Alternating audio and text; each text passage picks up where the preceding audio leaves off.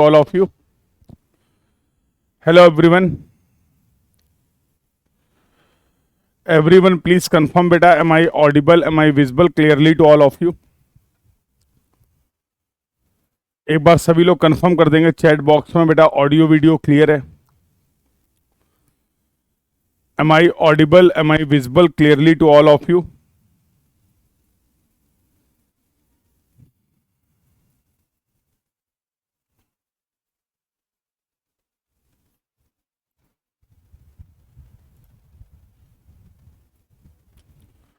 Good afternoon everyone. Good afternoon.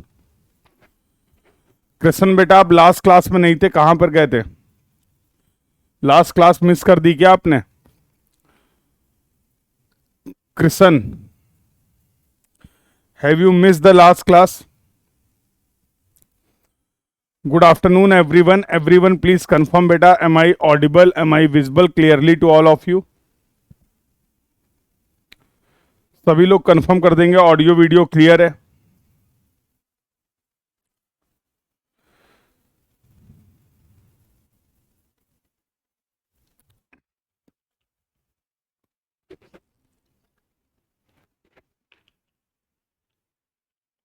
बेटा classes miss नहीं करनी है.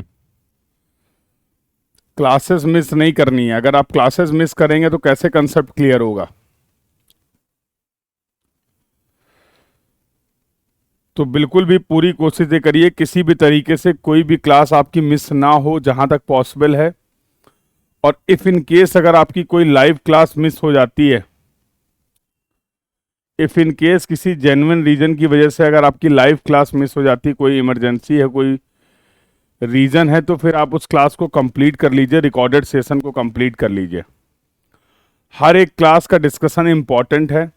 You can not skip, you can not miss any class. ठीक है, तो रिकॉर्डेड अवेलेबल है, रिकॉर्डेड कंप्लीट कर लेना. Do complete the discussion. ठीक है, चलिए आगे बातचीत करते हैं. तो 2 चैप्टर हम लोगों ने कंप्लीट कर लिए हैं. पहला चैप्टर था हमारा fundamental of surveying, that we have completed. और दूसरा चैप्टर लास्ट क्लास में हम लोगों ने कंप्लीट कर लिया है लीनियर मेजरमेंट का. और अभी हम लोग डिस्कशन स्टार्ट करने वाले हैं कंपास सर्वेइंग का. तो हर सर्वेइंग का एक ऑब्जेक्टिव था. जैसे अगर लीनियर मेजरमेंट की बात करें, चैन और टेप सर्वेइंग की बात करें, तो क्या ऑब्जेक्टिव था? What was the objective of chain और tape surveying? What was the objective of chain और टेप सर्वेइंग?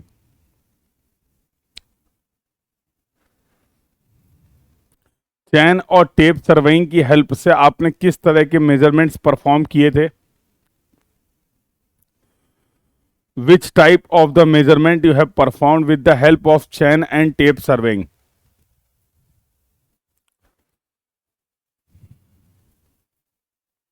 याद है किसी को?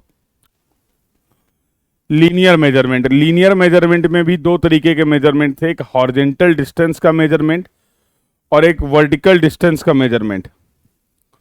One was related to the horizontal distance and another was related to the vertical distance.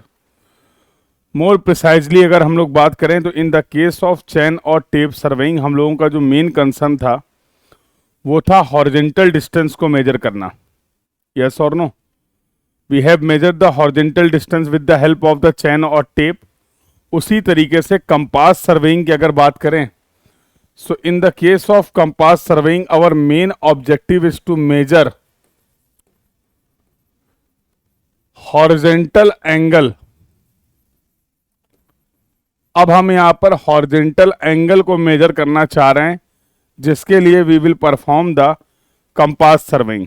I hope आप सभी को ये बहुत अच्छे से पता है कि हॉरिजेंटल एंगल क्या होता है. आई hope you all know very well what do you mean by the horizontal angle. किसी को अगर कोई डाउट है हॉरिजेंटल एंगल वर्टिकल एंगल में तो अभी क्लियर कर लो, otherwise there will be the confusion. Angular measurement में भी हम लोग यहां पर अभी मेन बात करेंगे हॉरिजेंटल एंगल के मेजरमेंट की. Just give me 2 minute.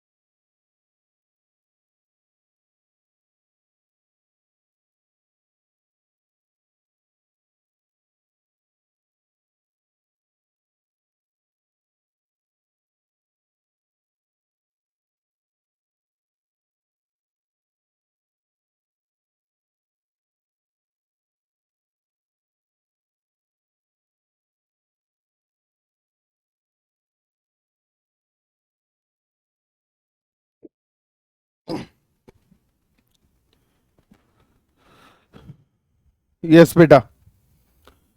तो आई होप सभी को क्लियर है हॉरिजेंटल एंगल और वर्टिकल एंगल क्या होता है। तो बेटा मॉर्निंग क्लास जिन लोगों ने भी मिस कर दी है, do attend the class. Morning की क्लास को सभी लोग कंप्लीट कर लेंगे और रिकॉर्डेड फॉर्म में कंप्लीट कर लेंगे, ठीक है। तो एक बार सभी लोग कंफर्म कर दो, हॉरिजेंटल एंगल और वर्टिकल एंगल का कंसेप्ट सभी को क्लियर है। The discussion about the horizontal angle and the vertical angle is clear to everyone.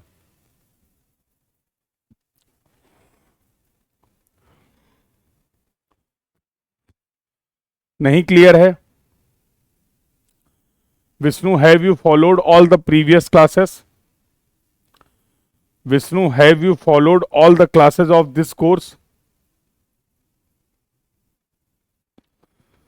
बेटा क्लासेस मिस मत करो प्लीज, क्लासेस मिस मत करो, क्योंकि पहली ही क्लास में in the first class itself मैंने इन चारों तरीके के मेजरमेंट की बात की थी। हॉरिजेंटल डिस्टेंस क्या होती है, वर्टिकल डिस्टेंस क्या होती है, हॉरिजेंटल प्लेन क्या, हॉरिजेंटल एंगल क्या होता है और वर्टिकल एंगल क्या होता है। तो अगर ये डिस्कशन आपने मिस कर दिया है तो आई विल सजेस्ट कि आप सभी इन क्लासेस को अटेंड कर लीजिए, अदरवाइज बहुत चीजें हैं जो आप मिस कर देंगे इस कोर्स में। चलो कोई बात नहीं, मैं फिर से एक बार बता दूंगा, ध्यान से सुनना। और साथ साथ प्रीवियस क्लासेस को टाइम निकाल के, अगर आपने क्लास को लेट ज्वाइन किया है, बैच को बाद में ज्वाइन किया है, तो इस बैच की सभी प्रीवियस क्लासेस को जरूर ज्वाइन कर लीजिए, कंप्लीट कर लीजिए, ठीक है। तो हॉरिजेंटल एंगल की हम लोग बातचीत करेंगे और यहाँ पर आज हम लोग कंपास सर्वेइंग से रिलेटेड ये टॉपिक है जो कंप्लीट करने वाले हैं। We will see the introductory part of the compass surveying. क्या मेजरमेंट करते हैं कंपास सर्वेइंग में, ये देखेंगे। कुछ टर्म नए आने वाले हैं, बियरिंग्स के बारे में बात करेंगे, उन बियरिंग्स के डेजिग्नेशन और रिप्रेजेंटेशन के बारे में बात करेंगे, और मैग्नेटिक डिक्लिनेशन एंड डिप के बारे में बात करेंगे। So these are the topics that we are going to cover in the case of compass surveying. But जैसा आपने बोला कि सर अभी कुछ लोग को ये नहीं क्लियर है कि हॉरिजेंटल एंगल क्या होता है, तो हॉरिजेंटल एंगल की पहले बात कर लेते हैं। फॉर एग्जांपल बेटा स्क्रीन दिख रही है आपको, विष्णु ये स्क्रीन दिख रही है, या मान लो ये आपका रूम है और ये रूम का फ्लोर है। प्लान व्यू देख रहे हैं बेटा, प्लान व्यू, ये प्लान है, ये आपका फ्लोर है रूम का, और यहां पर आपने 3 पॉइंट लिए A B and C. You have considered the 3 points A B C on the same plane. Vishnu, you have considered this 3 point A, B and C on the same plane। तो वो plane आप assume कर सकते हैं, इस screen का plane, वो plane आप एज्यूम कर सकते हैं आपके रूम का फ्लोर। इंपॉर्टेंट बात क्या है कि ये तीनों ही पॉइंट जो हैं वो सेम प्लेन पे हैं। तो अगर आप प्लान व्यू की बात करेंगे तो आपको ये 3 पॉइंट कुछ इस तरीके से दिखने वाले हैं। अगर if all the points are lying on the same plane, अगर ये सभी के सभी पॉइंट्स एक सेम प्लेन पे लाई कर रहे हैं, तो लाइन ए बी और ए सी के बीच में ये जो एंगल आपको दिख रहा है थीटा, ये थीटा होने वाला है horizontal angle. This theta is going to be the horizontal angle between the line A B and A C. Clear है बेटा? अब एक और व्यू देखिए, एक देखिए एलिवेशन व्यू। एलिवेशन व्यू की बात करें तो फॉर एग्जांपल ये कोई एक बिल्डिंग है, फॉर एग्जांपल ये कोई बिल्डिंग है, and this is your ground surface, and this is the top point of the building, this is the top point of the building. Let's say this is the point A and this is the point B and this is the point T। क्या point A B T, या ऐसे भी बोल सकते हैं क्या point A और T same plane पे हैं? एलिवेशन व्यू की आप बात कर रहे हैं, साइड व्यू की आप बात कर रहे हैं विष्णु बेटा, क्या पॉइंट A और T same elevation same plane पे हैं? क्या पॉइंट ए और टी सेम प्लेन पे दिख रहे हैं आपको?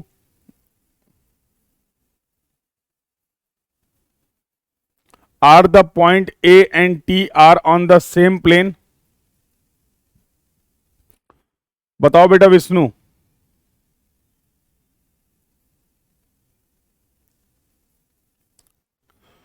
अरे भैया, अगर ये बिल्डिंग है तो ये बिल्डिंग का टॉप और बॉटम सेम प्लेन पे कैसे हो सकता है? अरे इस बिल्डिंग की कुछ हाइट है, let's H is the height of this building, और अगर इस बिल्डिंग की, इस ऑब्जेक्ट की कोई हाइट है तो पॉइंट बी और टी सेम प्लेन पे नहीं हो सकते हैं। हाँ, इट मे बी पॉसिबल, ऐसा जरूर संभव है कि पॉइंट ए और बी सेम प्लेन पे हो जाए, क्योंकि दोनों ही पॉइंट अर्थ सरफेस पे हैं। तो it may be possible point A and B और on the same plane, but point T जो है वो अलग प्लेन पे है। इस कंडीशन पे बेटा अगर मैं ये एंगल मेजर करता हूं from A to T, I am measuring this theta here, तो कहना इसे this theta is going to be the vertical angle. यहां पर ये जो थीटा होगा ये वर्टिकल एंगल होगा। Theta is the angle between the line A B and A C, A B and A T,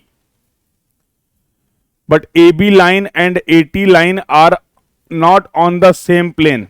A B line जो है और ए टी लाइन जो है वो सेम प्लेन पे लाइन नहीं है, इसलिए इस एंगल थीटा को आप वर्टिकल एंगल बोल सकते हैं। अभी क्लियर हो गया हॉरिजॉन्टल एंगल कैसे डिफाइन करते हैं और वर्टिकल एंगल कैसे डिफाइन करते हैं? बोलो बेटा। Now the point is clear to everyone? Now the point is clear to everyone how we can define the horizontal angle and vertical angle? तो अभी हमारा जो मेन ऑब्जेक्टिव है, कंपास की हेल्प से, कंपास की हेल्प से हम हॉरिजॉन्टल एंगल मेजर करेंगे। With the help of the compass surveying we want to measure the horizontal angle. अभी हम किसी भी तरीके के वर्टिकल एंगल की बातचीत नहीं करेंगे। We are not going to discuss anything about the measurement of the vertical angle. In the case of compass surveying, we will measure the horizontal angle. सबसे पहले ये समझते कंपास सर्वेइंग का प्रिंसिपल क्या होता है। सबसे पहले ये समझते कंपास सर्वेइंग का प्रिंसिपल क्या होता है। तो बचपन में हम सभी ने इस तरीके की एक देखी थी मैग्नेटिक निडल, याद है? You must have seen a magnetic needle like this, याद है? ये होती थी एक मैग्नेटिक निडल, और इस मैग्नेटिक निडल को अगर हम पहले डिस्टर्ब कर दें और थोड़ी देर के लिए फ्रीली छोड़ दें, थोड़ी देर के लिए फ्रीली अगर हम इस मैग्नेटिक निडल को छोड़ दें, तो आफ्टर सम टाइम जब ये निडल स्टेबल होगी तो ये किसी डायरेक्शन को रिप्रेजेंट करती थी, किसी पॉइंट को रिप्रेजेंट करती थी, याद है? इस निडल की हेल्प से किन पॉइंट्स को आप लोकेट कर पाते थे? Do you remember? तो जब फाइनली ये निडल स्टेबल होगी तो हम बोलते थे सर ये हमें बताता था नॉर्थ की पोजीशन और साउथ की पोजीशन, याद है? ये हमें नॉर्थ की पोजीशन बताएगा और साउथ की पोजीशन बताएगा। अब यहां पर एक गेम है। एक्चुअल में ये हमारा अर्थ की ऐसा होना चाहिए था। एक्चुअल में अर्थ की जो पोजीशन है वो कुछ इस तरीके से होनी चाहिए थी। तो अगर ये ईस्ट है, ये वेस्ट है, ये नॉर्थ है, ये साउथ है, लेकिन हम सभी जानते हैं कि हमारी जो अर्थ है वो अपनी ही एक्सिस में कुछ टिल्टेड है। Our earth is tilted at its own axis 23 degree and half minute, 23 degree and half minute का टिल्ट है। अर्थ इज टिल्टेड, जिसकी वजह से हमें अर्थ के यहां पर भी एक नॉर्थ मिलता है और ये साउथ मिलता है। अगर ये टिल्ट नहीं होता तो ये व्हाइट वाली कंडीशन होती, क्योंकि our earth is tilted at its own axis, जिसकी वजह से हमें एक नॉर्थ और एक साउथ डायरेक्शन और मिल रही है। अब हम कैसे डिफरेंशिएट करें, इसके लिए हम लोगों ने क्या किया, जो एक्चुअल पोजीशन है उसको मैंने बोला magnetic north and magnetic south, और अगर ये टिल्ट नहीं होता तो जो ये पोल मिलते इनको हम लोग बोलते true north and true south. तो अब कंफ्यूजन खत्म हो गया। अगर हम ये मैग्नेटिक और ट्रू वर्ड यूज नहीं करते तो हमें समझने में दिक्कत होती कि आप किस नॉर्थ की बात कर रहे हैं या फिर आप किस साउथ की बात कर रहे हैं। तो अगर हम टिल्ट को कंसीडर नहीं करते हैं तो हम बोलते कि सर वो ट्रू नॉर्थ या ट्रू साउथ पोल होते। ड्यू टू द टिल्ट, अर्थ का जो टिल्ट है उसकी वजह से हमें एक नॉर्थ और एक साउथ और मिल रहा है बेटा, जिसको आपने बोला magnetic north and magnetic south. क्या मुझे कोई ये बता सकता है कि इस मैग्नेटिक निडल की हेल्प से आपने कौन से नॉर्थ और कौन से साउथ को लोकेट किया था?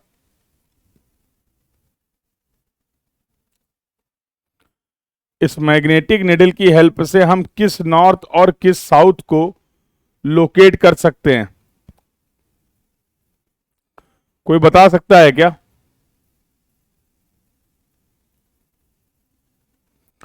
So बेटा, with the help of this needle we can locate the magnetic north। हम मैग्नेटिक नॉर्थ और मैग्नेटिक साउथ को लोकेट कर सकते हैं। With the help of this needle we can locate the magnetic north and magnetic south pole of the earth।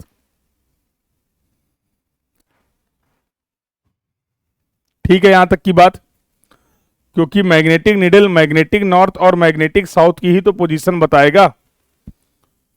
तो बिल्कुल, with the help of the magnetic needle we can locate the magnetic north and magnetic south. बिल्कुल सही बात है। आगे चलते हैं।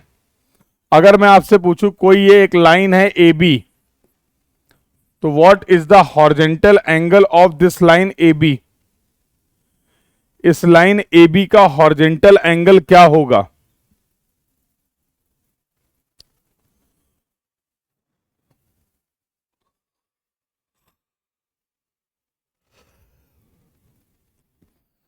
बोलो बेटा, what will be the horizontal angle of this line AB? क्या इस लाइन AB का हॉरिजॉन्टल एंगल आप बता सकते हैं?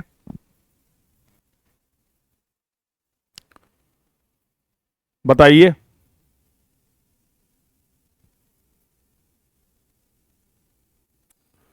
What will be the horizontal angle of this line AB?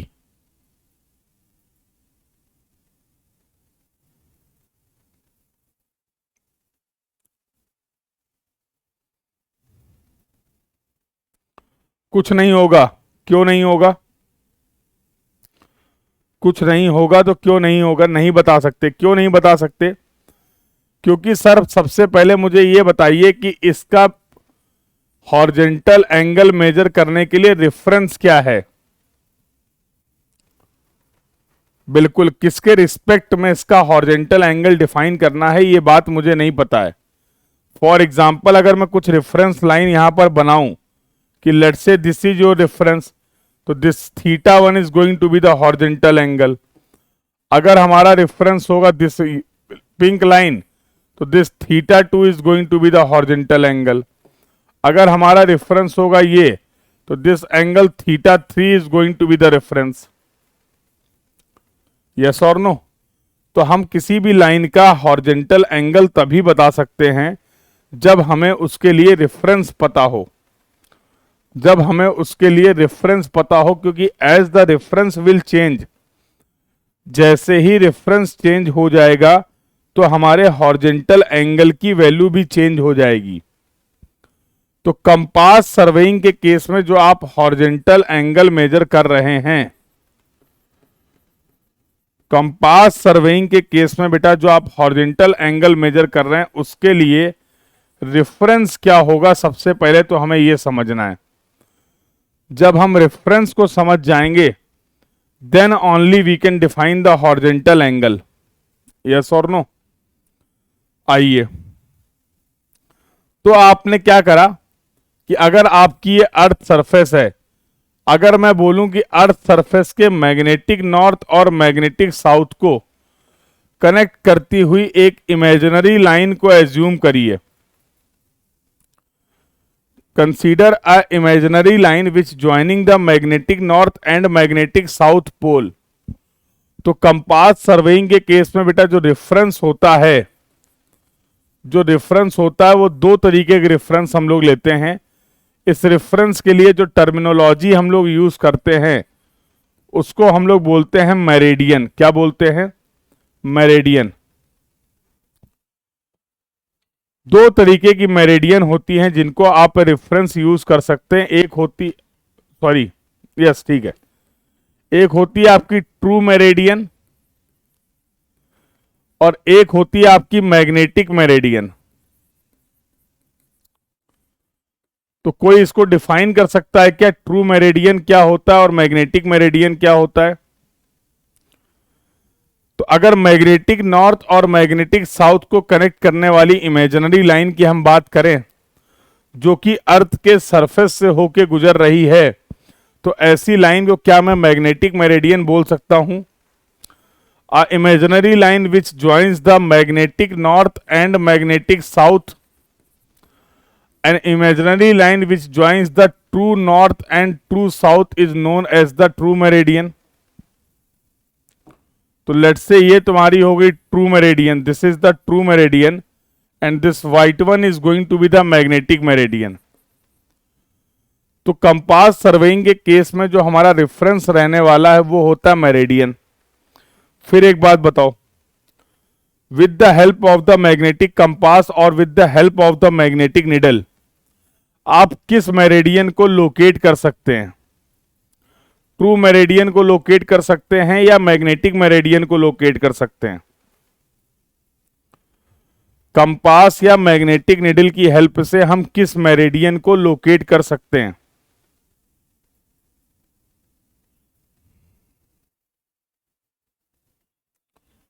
बोलो बेटा, which meridian we can locate with the help of the magnetic needle और मैग्नेटिक कंपास?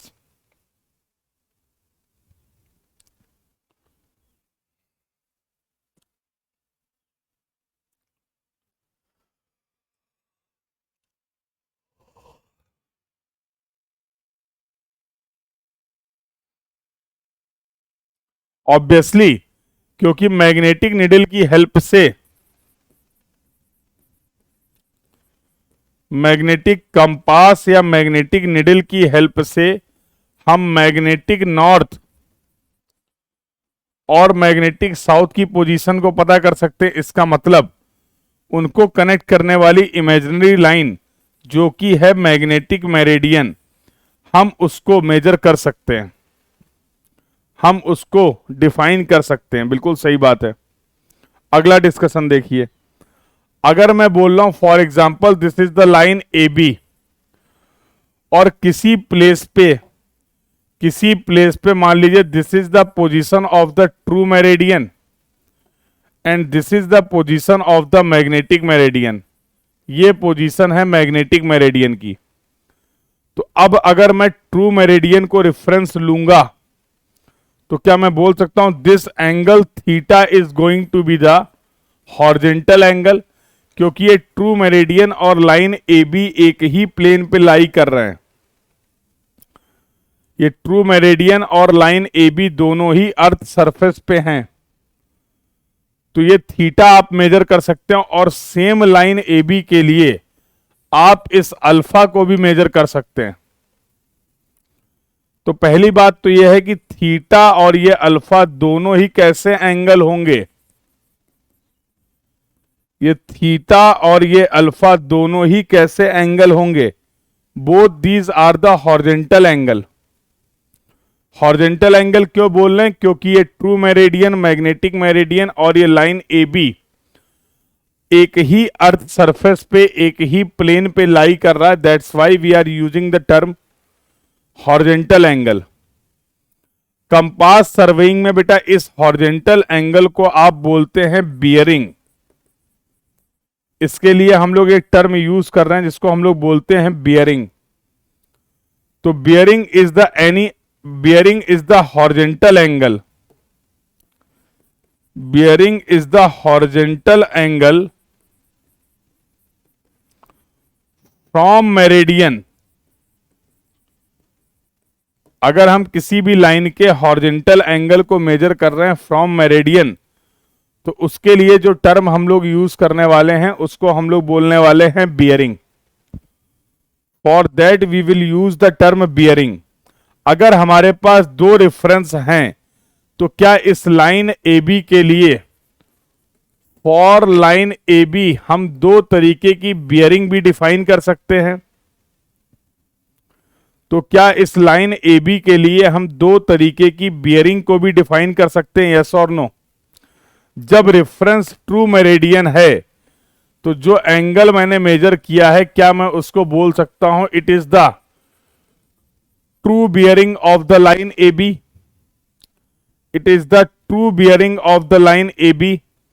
और सिमिलरली जब एंगल हमारा अल्फा है और इसके लिए रेफरेंस क्या है, मैग्नेटिक मेरिडियन है, तो क्या मैं इसके लिए बोल सकता हूं this is the magnetic bearing, magnetic bearing of the line A B? अगर रेफरेंस ट्रू मेरिडियन है तो बियरिंग ट्रू बियरिंग हो जाएगी। अगर रेफरेंस मैग्नेटिक मेरिडियन है तो रेफरेंस मैग्नेटिक बियरिंग हो जाएगी। एक बात मुझे और बता दो, पूरे के पूरे कंपास सर्वेइंग में आप कौन सी बियरिंग मेजर करेंगे? ट्रू बियरिंग मेजर करेंगे या मैग्नेटिक बियरिंग मेजर करेंगे? ये मुझे बता दो, और इसमें से अगर कुछ नोट करना है तो नोट कर लो।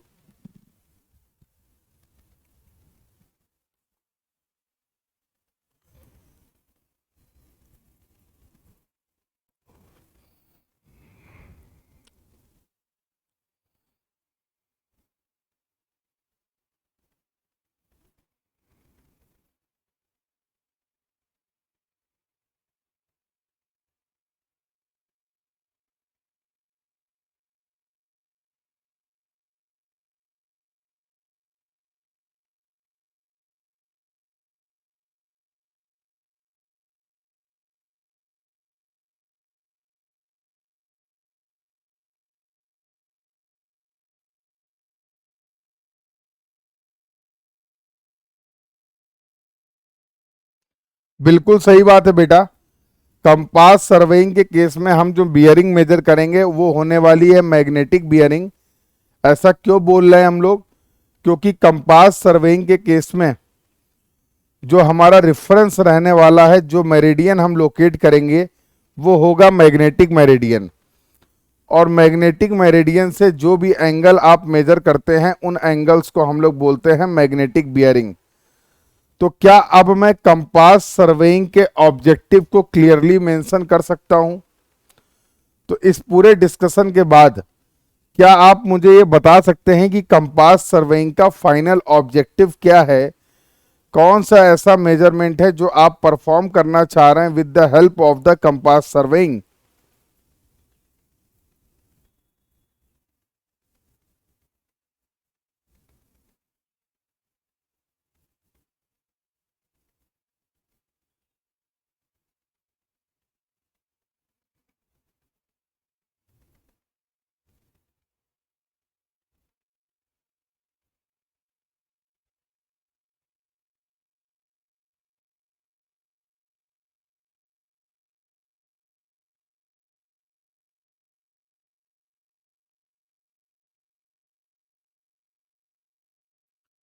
अभी तो बेटा हम लोगों ने डिस्कस किया। कृष्ण, ट्रू बियरिंग कैसे मेजर करेंगे जरा बताना। ट्रू बियरिंग को मेजर करने के लिए रेफरेंस क्या होगा, ट्रू मेरिडियन या मैग्नेटिक मेरिडियन? कृष्ण, कृष्ण बेटा मुझे आप ये बताना, ट्रू बियरिंग अगर आप किसी भी लाइन की डिफाइन करना चाह रहे हैं तो ट्रू बियरिंग के लिए रेफरेंस क्या होगा? True meridian. और ट्रू मेरिडियन की पोजीशन को हम कैसे लोकेट कर पाएंगे? क्योंकि कंपास की हेल्प से हम मैग्नेटिक नॉर्थ और मैग्नेटिक साउथ की पोजीशन को लोकेट कर सकते हैं। और जब हमें मैग्नेटिक नॉर्थ और मैग्नेटिक साउथ की पोजीशन पता है तो हम ये बोल सकते हैं कि कंपास की हेल्प से हम मैग्नेटिक मेरिडियन को लोकेट कर पा रहे हैं।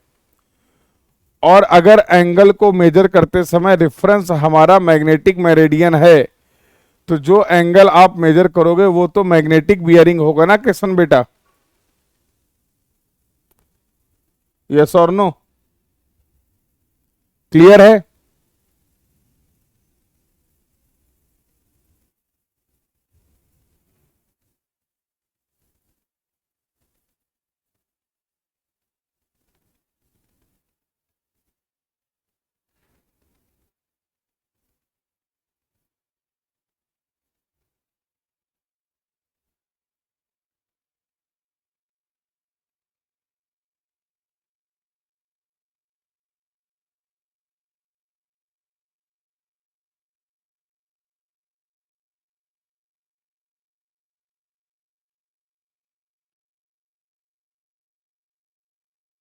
अभी तो कोई डाउट नहीं किसी को? आई होप आप सभी ने इसको नोट कर लिया, नोट कर लिया।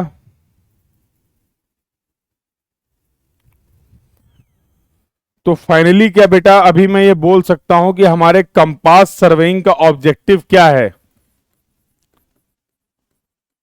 हमारे कंपास सर्वेइंग का फाइनल ऑब्जेक्टिव क्या हो गया? To measure the magnetic bearing,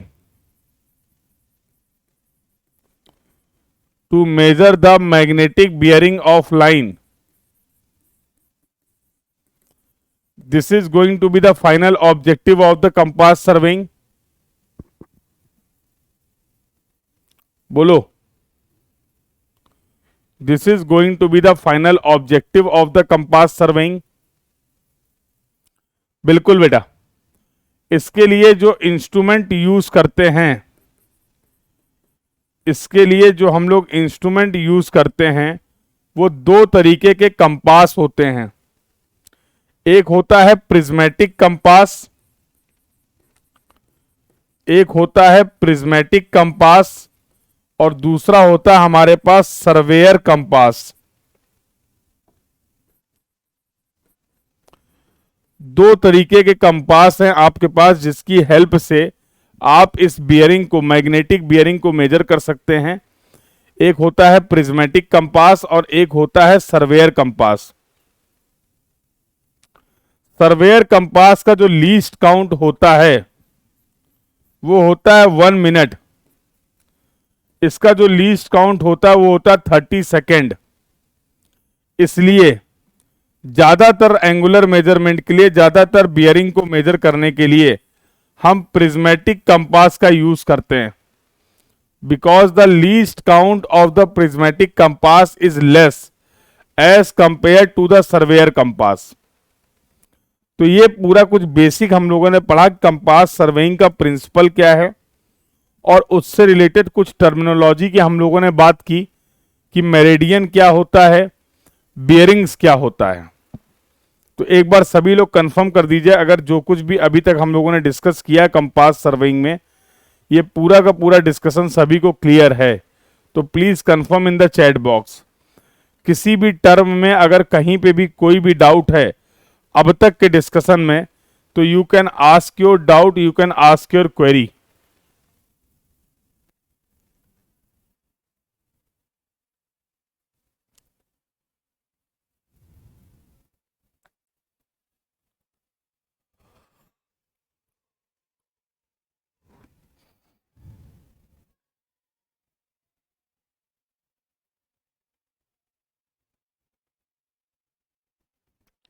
यहां तक की सभी बातें सभी को क्लियर है बेटा?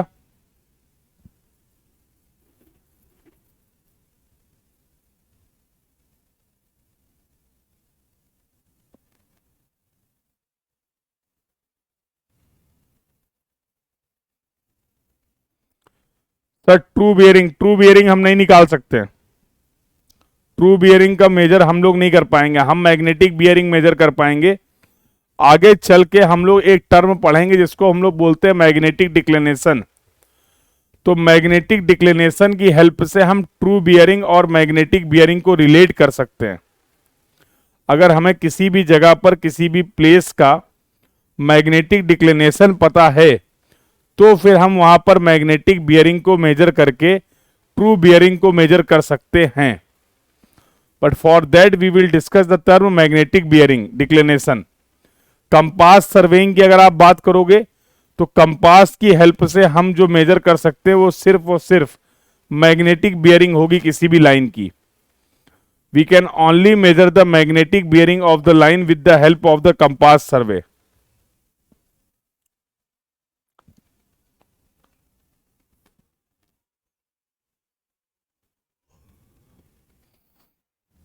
क्लियर है? The point is clear to everyone, yes और no?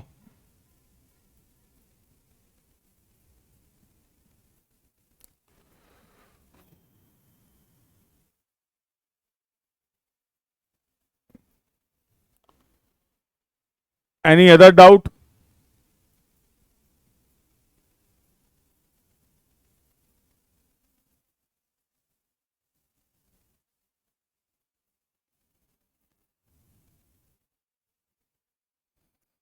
Any other doubt to anyone?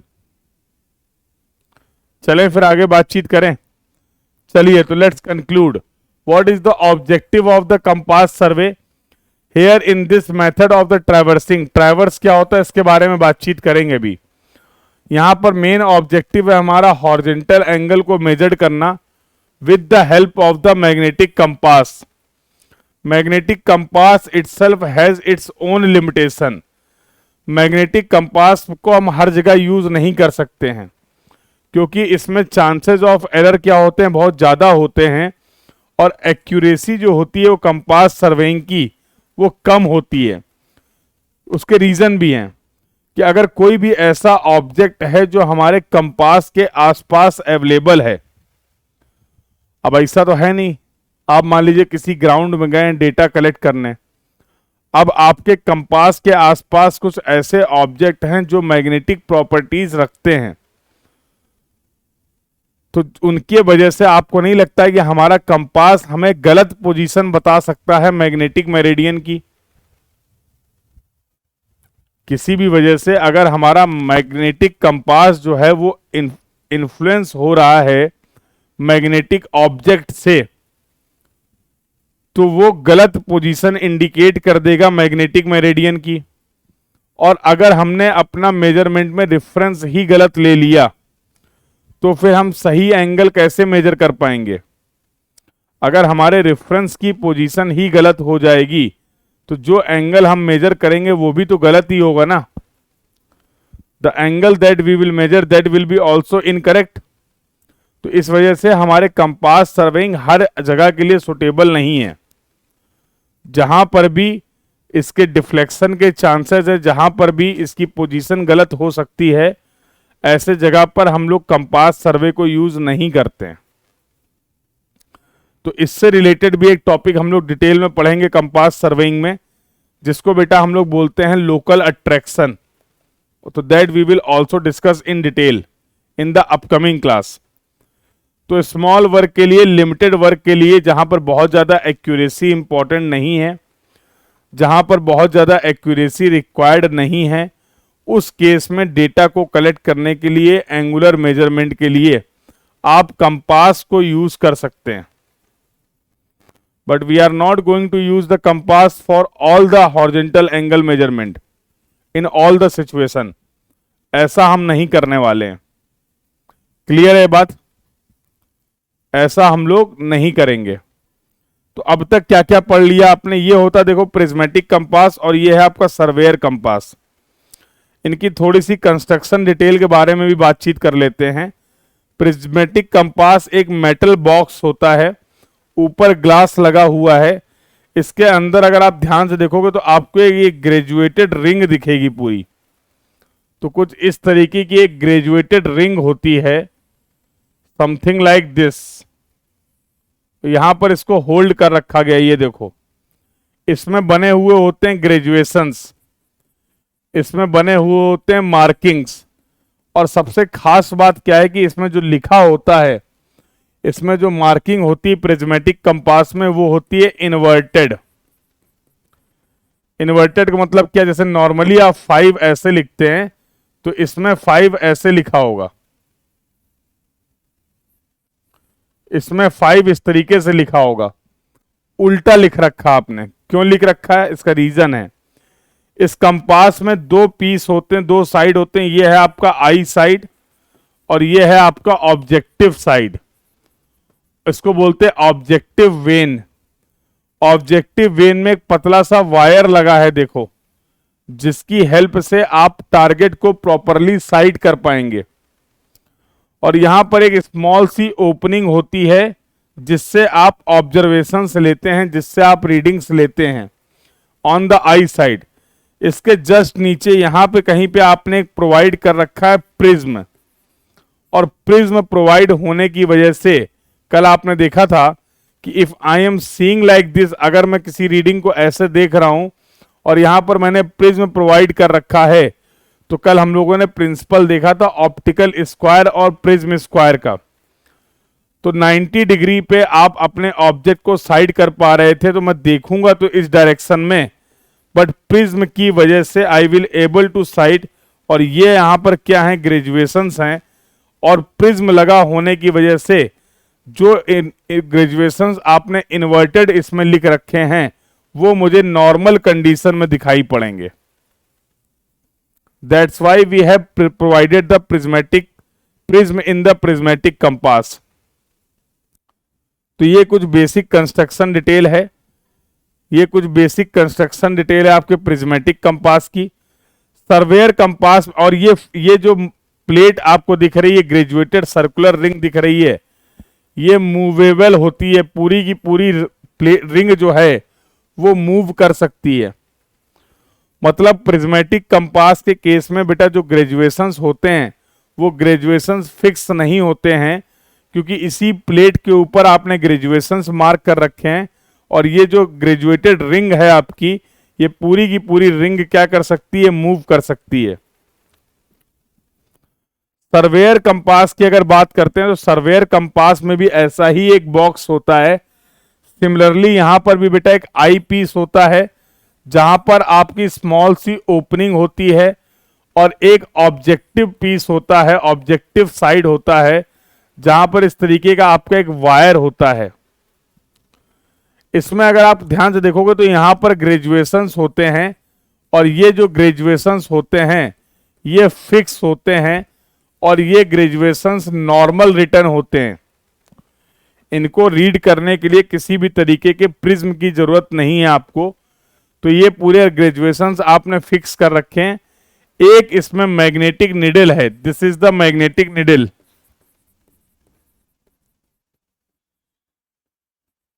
जो कि मूवेबल होती है। एक मैग्नेटिक निडल है जो कि मूवेबल होती है, जिसकी हेल्प से आप बियरिंग्स का मेजरमेंट करते हैं। तो ये कुछ बेसिक कंस्ट्रक्शन डिटेल है आपके प्रिज्मेटिक कंपास की और सर्वेयर कंपास की। क्लियर है सभी को? क्लियर है सभी को?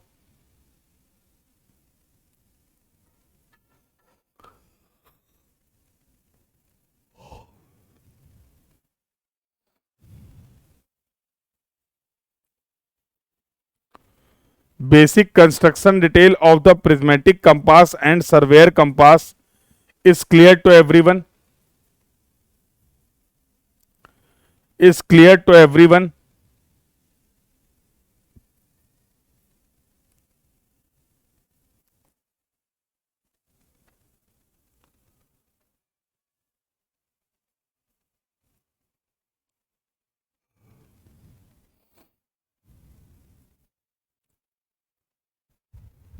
चलें फिर आगे बातचीत कर लें, आगे डिस्कशन कर लिया जाए। चलिए, तो देखिए ये कुछ मैंने पॉइंट्स लिख रखे हैं, you can refer these points. इनके बारे में जितनी भी चीजें थी मैंने सारी चीजें आपको बता दी हैं। तो ये प्रिज्मेटिक कंपास और सर्वेयर कंपास की बात थी। अब देखिए मेजरमेंट ऑफ द एंगल्स की अगर बात करें तो ट्रू मेरिडियन अभी मैंने बताया, the line joining the true north and true south pole of the earth along the curvature, along the curvature means along the earth surface is called as the true meridian। तो अगर true north और true south को connect करने वाली line की बात करें तो ये होती है ट्रू मेरिडियन। ट्रू मेरिडियन से जो एंगल आप मेजर करते हैं उसको हम लोग बोलते हैं ट्रू बियरिंग। सिमिलरली अगर मैं बात करूं what do you mean by the magnetic meridian, तो line joining the magnetic north and magnetic south pole of the earth is called the magnetic meridian. और मैग्नेटिक मेरिडियन से जो बियरिंग आप major करते हैं उसके लिए टर्म हम लोग यूज करते हैं मैग्नेटिक बियरिंग। तो ट्रू मेरिडियन और मैग्नेटिक मेरिडियन की बात हो गई। उसी तरीके से अगर बियरिंग की बात करें तो किसी भी लाइन का horizontal angle with reference to the fix meridian, meridian से जो आप हॉरिजॉन्टल एंगल मेजर करते हैं उसको हम लोग बोलते हैं बियरिंग। ये सारी चीजें मैं ऑलरेडी आपको एक्सप्लेन कर चुका हूं, एक बार सब जल्दी से क्विकली गो थ्रू कर लेते हैं। तो हम लोगों ने बात कर ली ट्रू बियरिंग की, हम लोगों ने बात कर ली ट्रू बियरिंग की, और हम लोगों ने साथ साथ बात कर ली मैग्नेटिक बियरिंग की।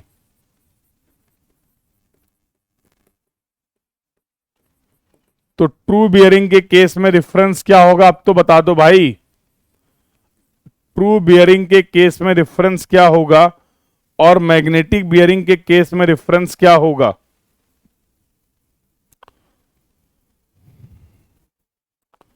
What will be the reference in the case of true bearing and what will be the reference in the case of magnetic bearing?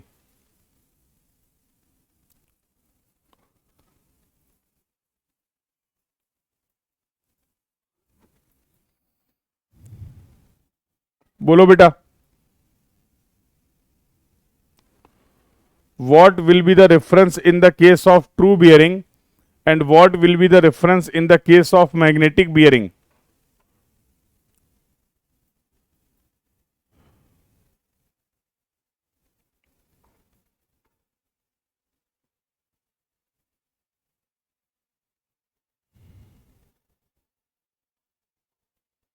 अरे अभी तो पढ़ा है, इतना देर क्यों लग रहा है? ट्रू बियरिंग के लिए बिल्कुल सही बात है, इसके लिए रेफरेंस होने वाला है ट्रू मेरिडियन और इसके लिए रेफरेंस होगा magnetic meridian.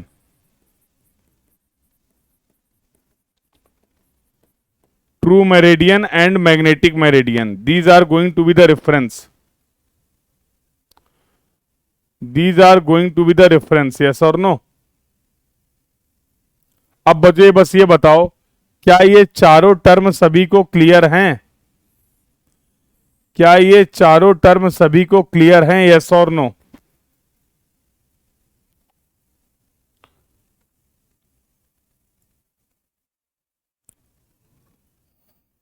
All these four terms are clear to everyone, yes or no? All these four terms are clear to everyone, yes or no?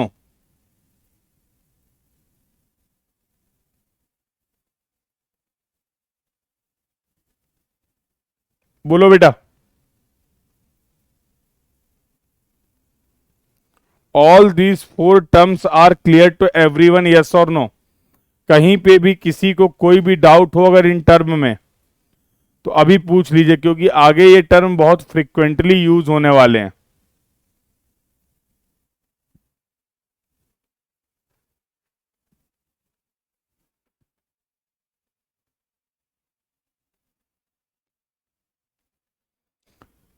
चलिए बहुत बढ़िया, अगर ये सभी टर्म सभी को क्लियर हैं बहुत अच्छी बात है। चलिए अब जो बियरिंग आप मेजर कर रहे हैं, कौन सी बियरिंग हम मेजर कर रहे हैं? सर हम मेजर कर रहे हैं मैग्नेटिक बियरिंग।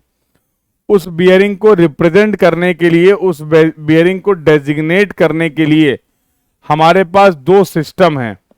एक है होल सर्कल बियरिंग सिस्टम और एक है रिड्यूस्ड बियरिंग या फिर क्वाड्रेंटल बियरिंग सिस्टम। एक है आपका reduced bearing system RB system और एक है होल सर्कल बियरिंग सिस्टम।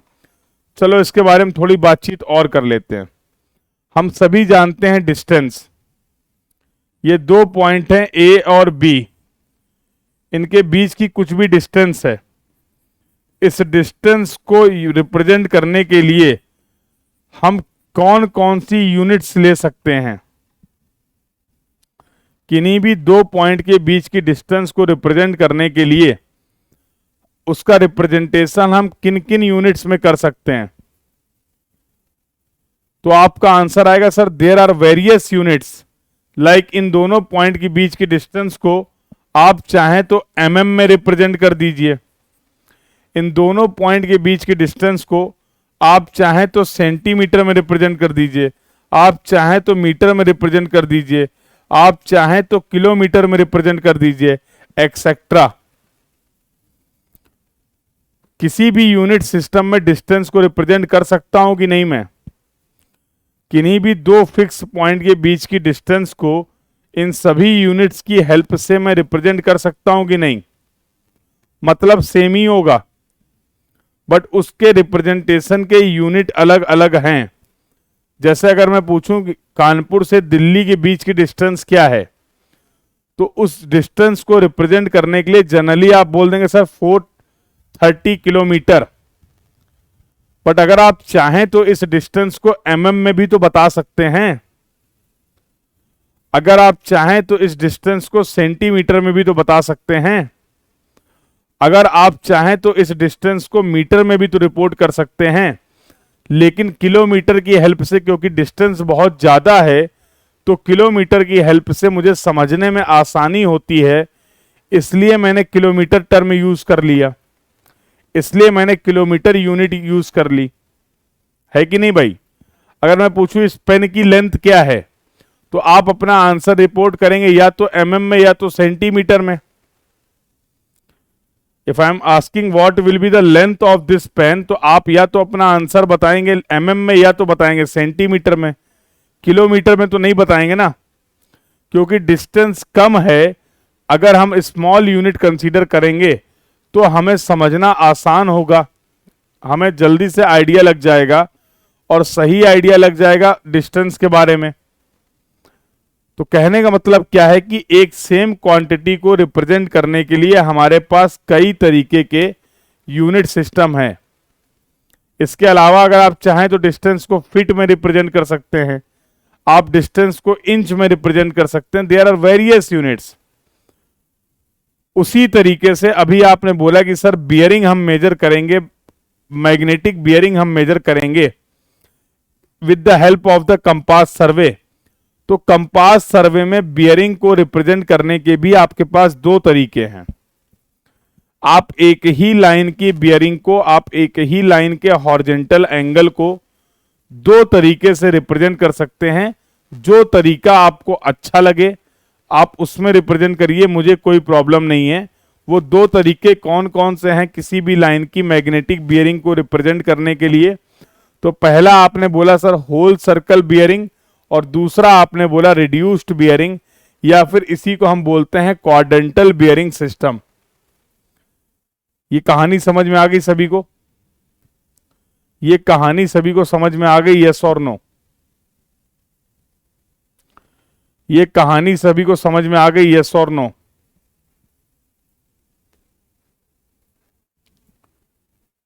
तो अब एक एक करके इन दोनों सिस्टम के बारे में समझ लेते हैं कि अगर मुझे किसी भी लाइन की बियरिंग को होल सर्कल बियरिंग सिस्टम में रिप्रेजेंट करना है तो उसका क्या तरीका है, या फिर अगर मुझे किसी भी लाइन की बियरिंग को आरबी या फिर क्यूबी सिस्टम में रिप्रेजेंट करना है तो उसका क्या तरीका है, that we want to discuss. कर लिया जाए डिस्कस, कर लिया जाए डिस्कस।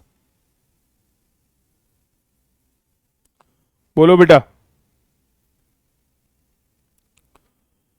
कर लिया जाए discuss.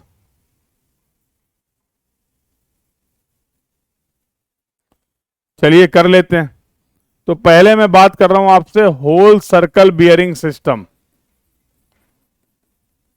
Whole circle bearing system.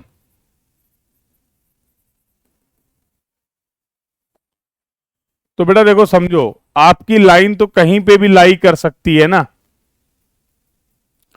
तो फॉर एग्जाम्पल ये आपकी ईस्ट डायरेक्शन हो गई, ये वेस्ट हो गई, ये नॉर्थ हो गई और ये साउथ हो गई। जरा ध्यान से समझना, अगर ये पॉइंट O है तो आपकी मान लो कोई ये एक लाइन है OA, ये मैंने एक दूसरी लाइन ले ली लेट से ओ बी, ये तीसरी लाइन मैंने ले ली लेट से ओ सी, और ये चौथी लाइन मैंने ले ली लेट से ओ डी। ये 4 लाइनें मैंने कंसीडर कर ली जिनकी बियरिंग को मुझे मेजर करना है, वो भी किस सिस्टम में, होल सर्कल बियरिंग और होल सर्कल बियरिंग सिस्टम में। I have to represent the bearing of all the 4 lines. तो अगर बेटा किसी भी लाइन की बियरिंग को आप होल सर्कल बियरिंग में रिप्रेजेंट कर रहे हैं, तो उसके तरीके क्या हैं कि बियरिंग को मेजर करने के लिए हमारा रेफरेंस क्या होगा। बियरिंग को मेजर करने के लिए what is going to be the reference, कहां से एंगल मेजर करें। तो WCB सिस्टम में किसी भी लाइन को बियरिंग को मेजर करने का जो रेफरेंस है वो होता है आपका north. Always we will measure the angle, always we will measure the horizontal angle from the north, अगर आप किसी भी लाइन की बियरिंग को WCB सिस्टम में रिप्रेजेंट करना चाह रहे हैं। अगर मैं बात करूं मेजरमेंट की डायरेक्शन क्या होगी, what will be the direction of the measurement, जो आप ये एंगल मेजर कर रहे हैं इस एंगल के मेजरमेंट की डायरेक्शन क्या होगी। तो WCB सिस्टम में इस एंगल की डायरेक्शन हमेशा मेजरमेंट की क्या होने वाली है, क्लॉकवाइज डायरेक्शन में हम एंगल को मेजर करेंगे, क्लॉकवाइज डायरेक्शन में हम एंगल को मेजर करेंगे। फॉर एग्जाम्पल अगर मैं WCB सिस्टम में OA लाइन की बियरिंग मेजर करूंगा तो I will measure the angle from the north in the clockwise direction, let's say this angle is θ1। तो मैं लिख सकता हूं कि OA लाइन की जो बियरिंग होगी, OA लाइन की जो बियरिंग होगी इन WCB सिस्टम वो होगी θ1। यस और नो। सिमिलरली अगर मुझे OB लाइन की बियरिंग मेजर करनी है तो I will measure this angle from the from the north in the clockwise direction. तो OB की जो बियरिंग होगी उसको मैं लिख सकता हूं θ2। सिमिलरली बेटा OC लाइन की जो बियरिंग होगी, for that I can measure this angle θ3, तो this is going to be the θ3। और OD लाइन की जो बियरिंग होगी, for this I can define this angle θ4, तो the bearing of the line OD will be equal to θ4। ये θ1, θ2, θ3 and θ4, all these angles you have measured from the north in the clockwise direction, all these angles you have measured from the north in the clockwise direction, yes or no। ये सभी angle हम लोगों ने north से clockwise direction में major किए हैं। आगे बात करते हैं, अगर किसी भी लाइन की बियरिंग को आप WCB में रिप्रेजेंट कर रहे हैं,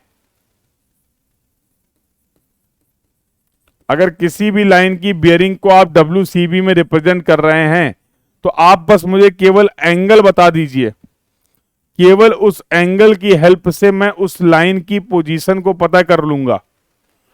क्योंकि WCB सिस्टम में हमारा रेफरेंस फिक्स है, WCB सिस्टम में हमारी डायरेक्शन फिक्स है, तो when you will just tell me about the angle, अगर आप मुझसे बोलते हैं कि सर कोई एक लाइन है जो कि 50 डिग्री पे है, 50 डिग्री जिसकी बियरिंग है, तो मुझे पता चल जाएगा this is going to be the 0, this is going to be the 90, this is going to be the 180, this is going to be the 270 and this is going to be the 360। तो मुझे किसी भी angle से उस line की position पता चल जाएगी, यस और no. I can identify that line with the help of the angle only. अच्छा, अगर हम WCB सिस्टम में बात करें तो बेटा किसी भी लाइन की बियरिंग कहां से कहां तक वेरी कर सकती है। In the WCB system this theta can vary from where to where, tell me. WCB system में ये थीटा कहां से कहां तक वेरी कर सकता है। किसी भी लाइन की बियरिंग WCB सिस्टम में कहां से कहां तक वेरी कर सकती है, टेल मी, बोलो बेटा।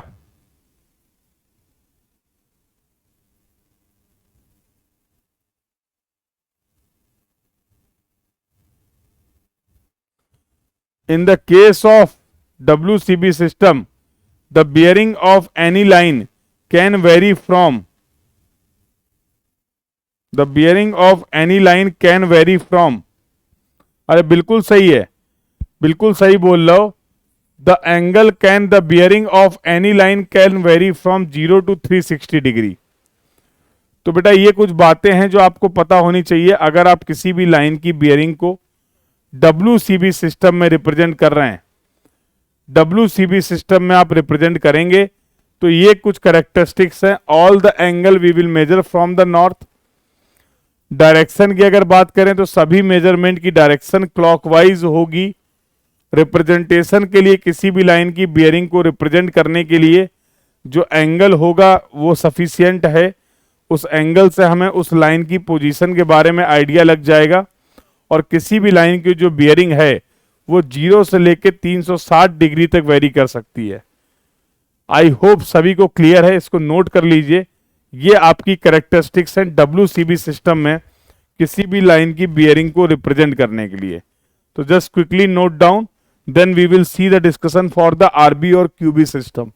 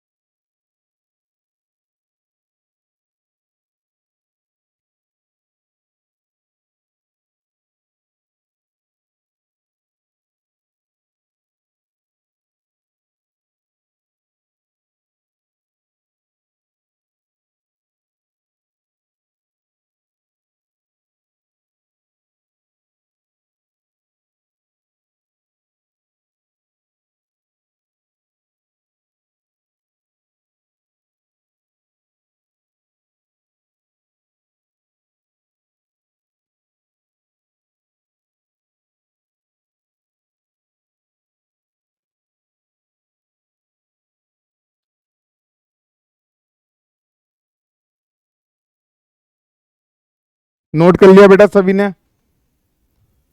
नोट डाउन कर लिया सभी ने characteristics of the WCB system?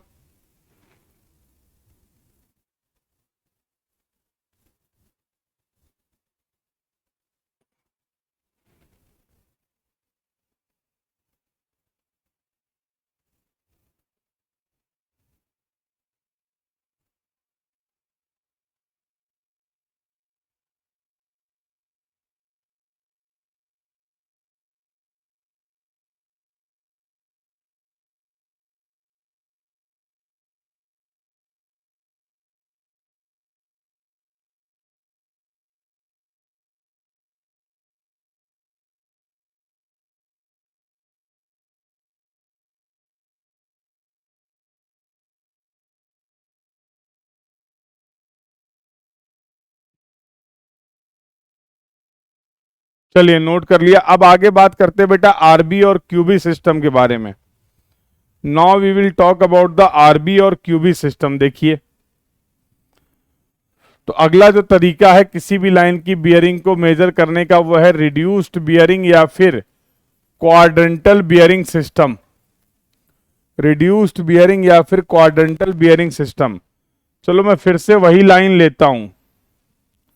तो ये लाइन आपकी थी OA, this line was OB, this line was OC and this line was OD।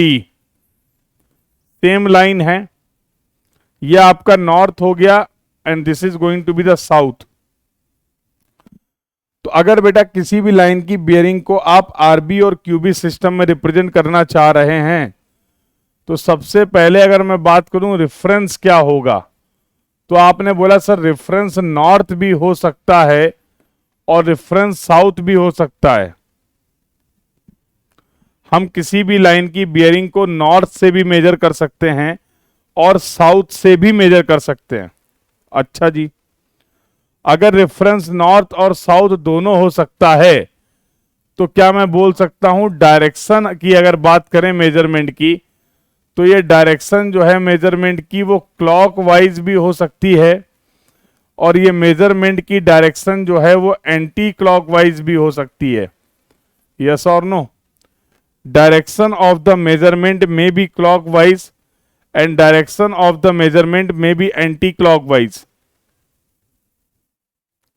अब सर ये कैसे पता चलेगा कब हम एंगल नॉर्थ से मेजर करें, कब हम एंगल साउथ से मेजर करें? ये क्वेश्चन है ना भाई। पिछले वाले केस में तो कोई प्रॉब्लम ही नहीं थी। पिछले वाले केस में हमारे पास एक ही रेफरेंस था, तो एज सच कोई प्रॉब्लम ही नहीं थी। हमेशा हमें एंगल नॉर्थ से मेजर करना था और क्लॉकवाइज डायरेक्शन में मेजर करना था। बट अभी क्या है, अभी हमें एंगल नॉर्थ से भी मेजर कर सकते हैं और साउथ से भी कर सकते हैं। डायरेक्शन वाइज अगर बात करें तो एंगल क्लॉकवाइज भी मेजर कर सकते हैं और एंटी क्लॉकवाइज भी मेजर कर सकते हैं। तो जब कभी भी किसी भी लाइन की बियरिंग को आप मेजर करिए, तो अब यहां पर आपको यह देखना है कि वो लाइन कहां से पास पड़ेगी आपको।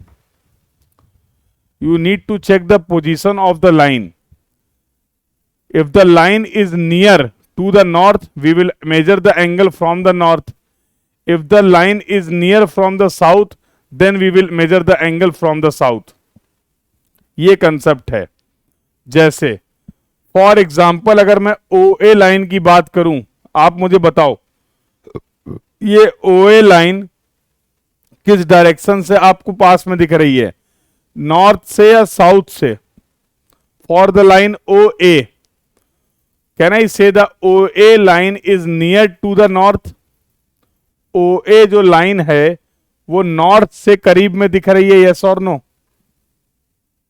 बोलो बेटा, ये जो OA लाइन है ये मुझे नॉर्थ से करीब में दिख रही है, यस और नो?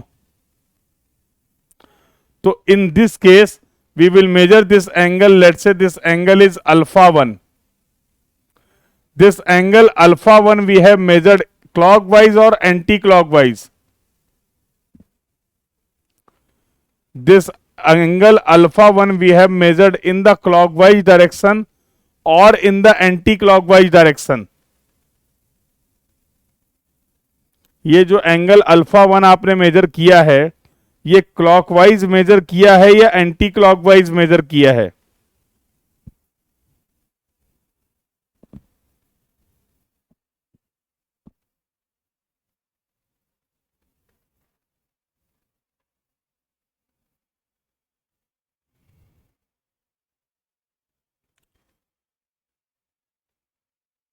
बोलो।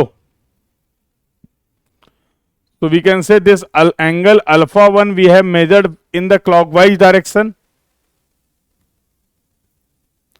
This angle alpha 1 बिल्कुल।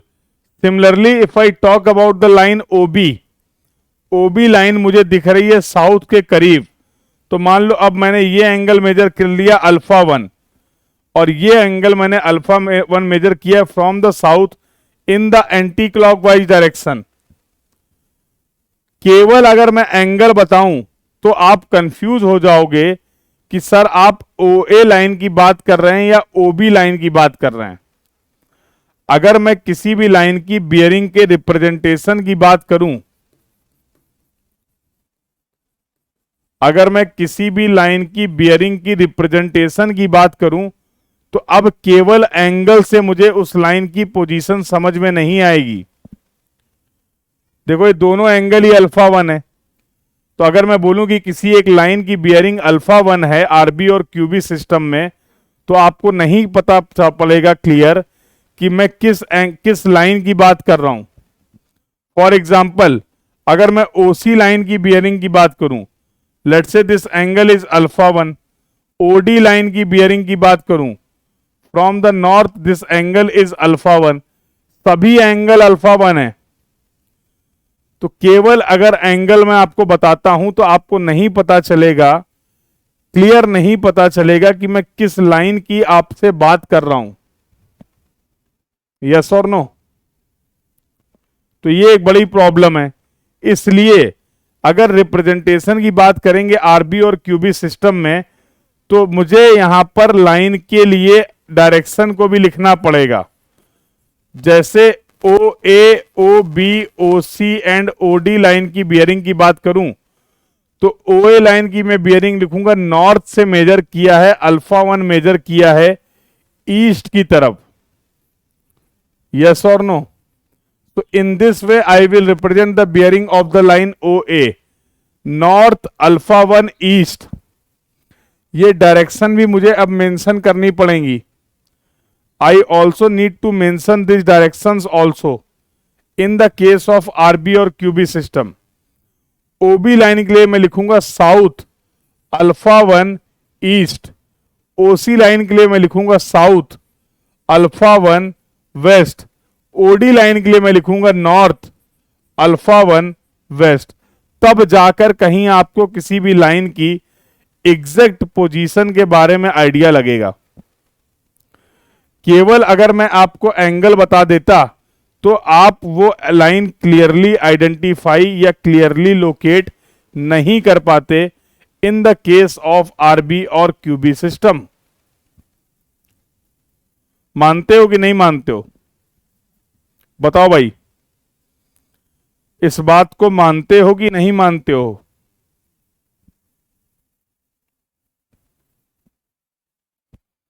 Are you all agreeing on this point? Yes or no?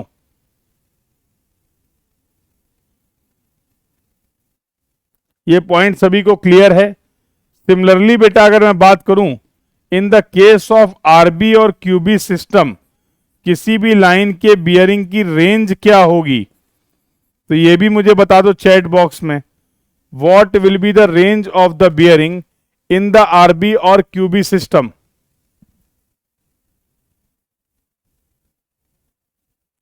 What will be the range of the bearing of any line in the case of the RB or QB system?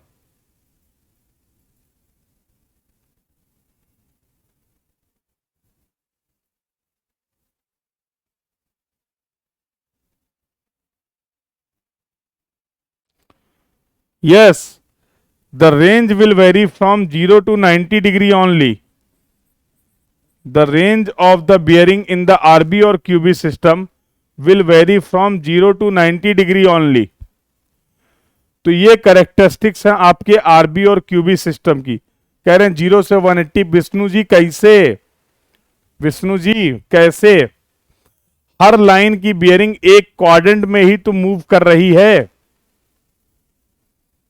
तो प्रभु जी बताइए कैसे ये angle 0 से 180 degree हो जाएगा? एक महान वैज्ञानिक हुए, उनका नाम सुना होगा आपने, डार्विन जी को जानते हो? डार्विन जी को जानते हो? डार्विन जी को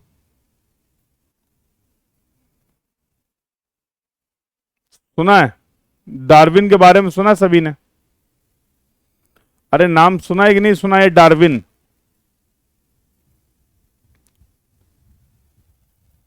क्यों भाई विष्णु, डार्विन जी के बारे में सुना है, पढ़ा है कभी?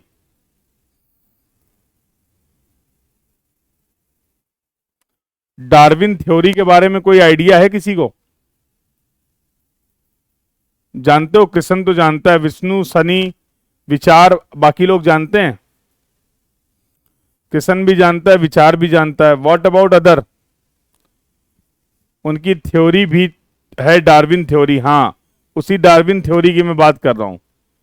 नाम सुना है, चलो थ्योरी नहीं याद आ रही होगी तो मैं बताता हूं तुम लोग को काम की है बात। डार्विन जी ने अपनी थ्योरी में बताया कि जिन चीजों का हम, जो प्रजातियां समय के साथ जो प्रजातियां समय के साथ अपने आप को डेवलप नहीं करती हैं, या इसको ऐसे आसान भाषा में हम बोल सकते हैं, हम जिन चीजों का यूज नहीं करते हैं समय के साथ वो चीजें विलुप्त हो जाती हैं।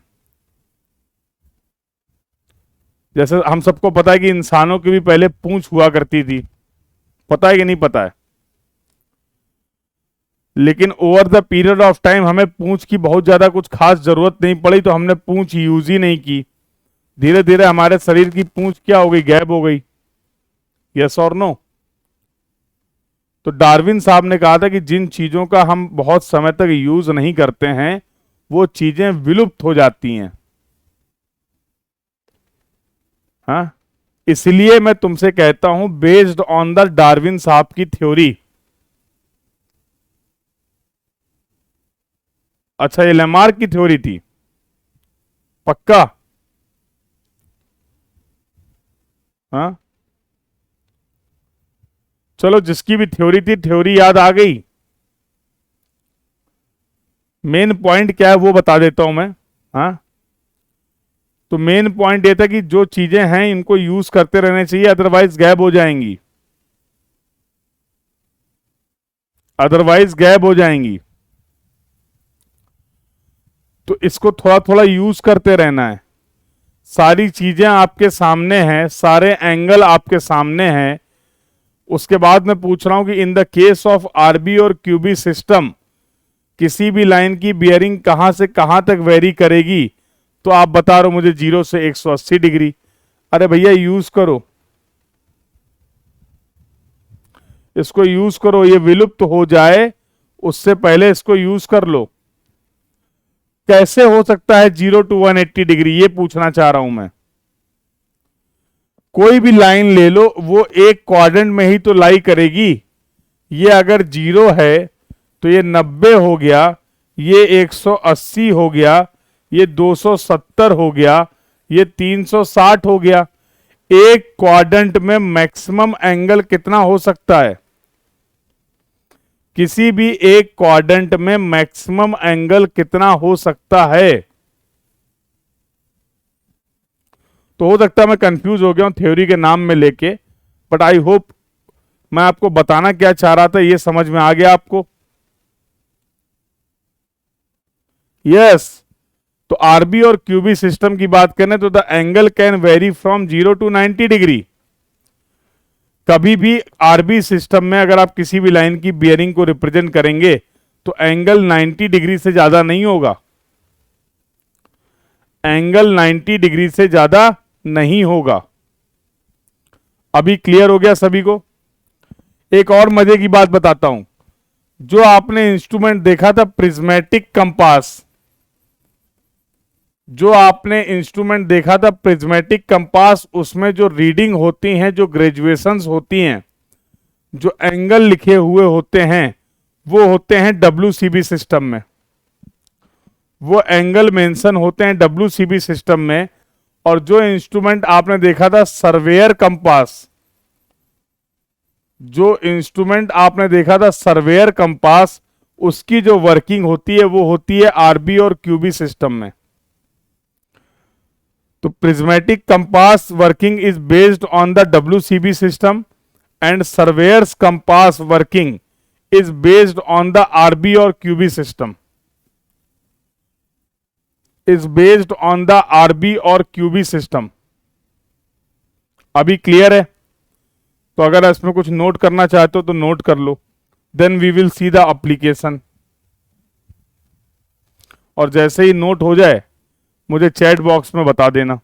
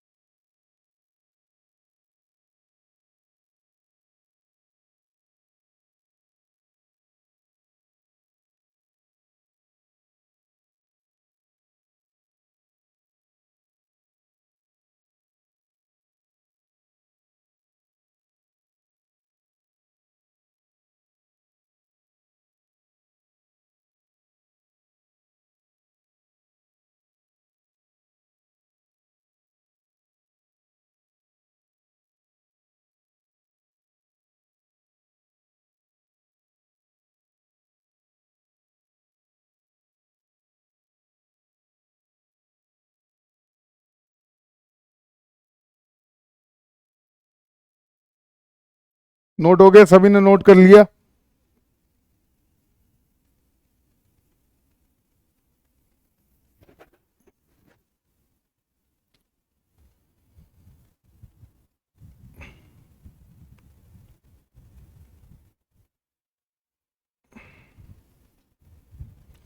हो गया, तो चलिए आगे बातचीत करते हैं फिर।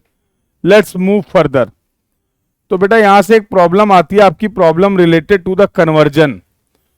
तो क्या आप WCB सिस्टम से RB में या फिर RB से WCB सिस्टम में रीडिंग्स को कन्वर्ट कर सकते हैं?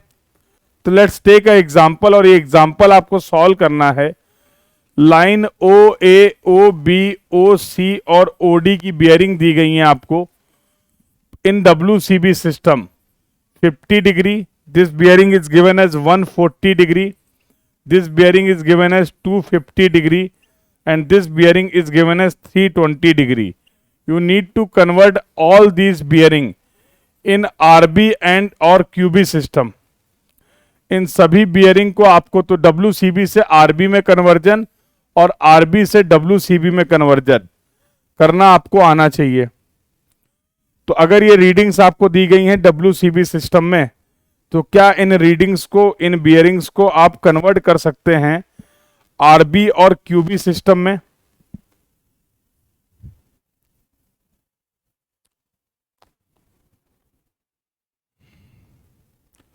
बोलिए बेटा। और अगर हां तो बताइए what will be the answer.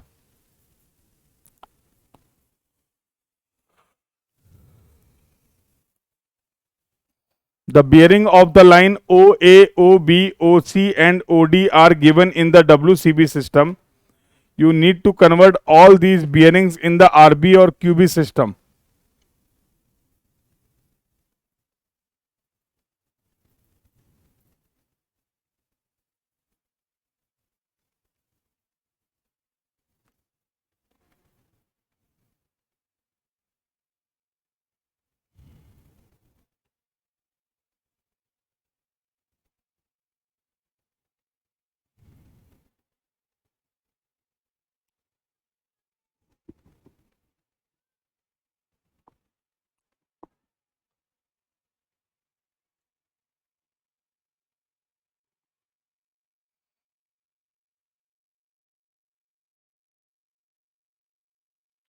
Tell me the answer in the chat box. Chat box में सभी लोग आंसर बता देंगे।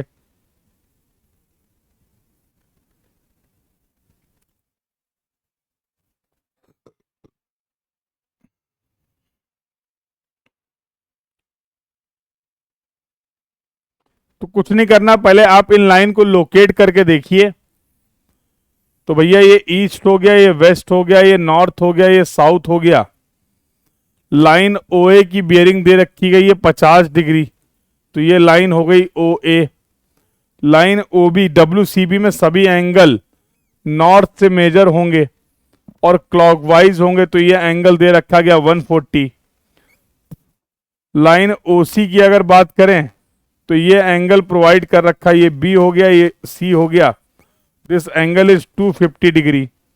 लाइन OD की अगर हम लोग बात करें तो this is going to be the line OD, और ये एंगल दे रखा गया 320 डिग्री। WCB सिस्टम में बियरिंग्स दी गई हैं, they have provided all the bearings in the WCB system. इन्हीं सेम लाइन की बियरिंग को हम RB और QB सिस्टम में कैसे रिप्रेजेंट कर सकते हैं? कोई दिक्कत ही नहीं है। तो north 50 degree east, this is the bearing of the line OA। OB की बात करें तो साउथ से मेजर करेंगे, ये एंगल दे रखा गया 140, तो ये रिमेनिंग एंगल हो जाएगा 180 माइनस 140, तो south 40, east is going to be the bearing of the line OB। Yes और नो? साउथ 140 नहीं, साउथ 40 चाचा कृष्ण, साउथ 140 नहीं, साउथ 40। यस और नो? सिमिलरली लाइन OC की बात करें तो 0, 90, 180, रिमेनिंग एंगल कितना हो गया? रिमेनिंग एंगल कितना हो गया? 250 माइनस 180 कितना हो जाएगा? 70। तो ये साउथ 70 वेस्ट, ये आपके ओसी लाइन की बियरिंग हो जाएगी। साउथ 70 वेस्ट, कृष्ण आपके आंसर गलत हैं बेटा, कृष्ण आपके आंसर गलत हैं। ओडी लाइन की अगर बियरिंग की बात करें तो नॉर्थ से मेजर करेंगे, पूरा एंगल 360, 320 निकल गया, 40 वेस्ट।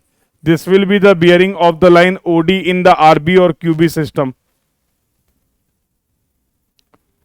ये करना था। अगर मुझे बियरिंग आरबी और क्यूबी सिस्टम में पता होती तो भी मैं उन बियरिंग्स को रिप्रेजेंट कर सकता था इन द डब्ल्यूसीबी सिस्टम। तो ये कन्वर्जन बहुत इंपॉर्टेंट है। अब इतने डिस्कशन के बाद आप मुझे बताओ कौन सा सिस्टम बढ़िया है, इजी है। देखो दोनों ही सिस्टम सही हैं। किसी भी लाइन की बियरिंग को आप डब्ल्यूसीबी सिस्टम में भी रिप्रेजेंट कर सकते हैं, किसी भी लाइन की बियरिंग को आप आरबी और क्यूबी सिस्टम में भी रिप्रेजेंट कर सकते हैं, no problem with that. But इन दोनों में से कौन सा सिस्टम इजी लग रहा है, जहां पर चांसेस ऑफ एरर कम है, मिस्टेक हमसे कम होंगी, ऐसा कौन सा सिस्टम समझ में आ रहा आपको? डब्ल्यूसीबी सिस्टम और आरबी और क्यूबी सिस्टम? डब्ल्यूसीबी सिस्टम या फिर आरबी और QB system? Which system is having the less chance of the error?